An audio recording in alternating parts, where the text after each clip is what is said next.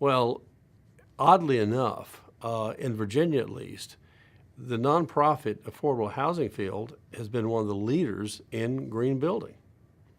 The Better Housing Coalition, Community Housing Partners, Habitat for Humanity, they basically do all of their habitats to Earthcraft standards, which is great.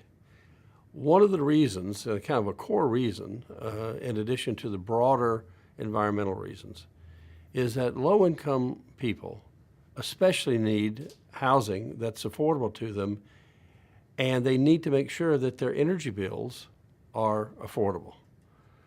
Whenever the HUD definition of affordable housing is housing that does not take more than 30% of income, but buried within that is included their utility bills.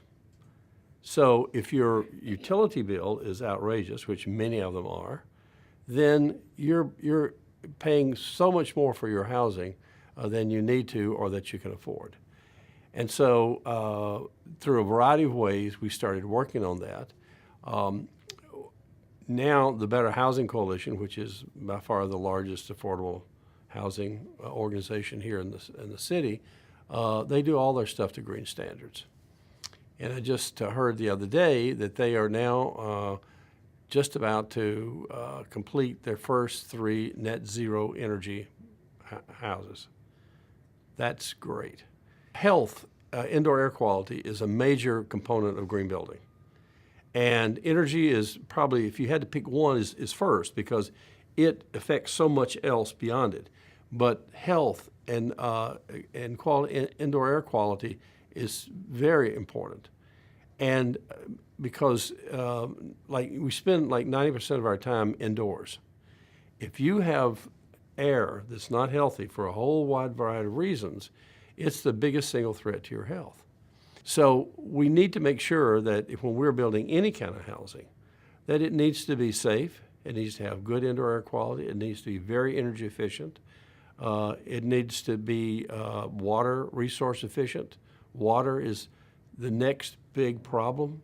It's a big problem in lots of the world right now, but it's going to be a big problem for us. And we're pretty blessed with water and accessibility to water. But believe me, there are parts of Virginia right now that cannot have really any significant more industry if it requires much water because they have used up all of their groundwater and drawn their water levels down in their soil. So it makes sense from every standpoint. It's not, no huge new technology is necessary. And the one thing I say often about teaching when I'm teaching about green building is mainly about paying attention to the details. Most builders don't.